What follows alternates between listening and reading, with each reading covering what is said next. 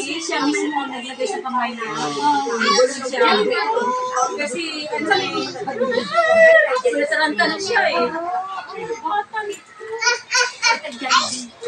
Jollibee sa kanya. Hoy, ito special request. Halo-halo daw. Maraming isda. Kenen, isa pa. Maraming isda. Ay! Meron din yung ano, ganyan dito sa Ocean Park. Ah. Meron din ganyan. Yung pwede ka lumibag na yan.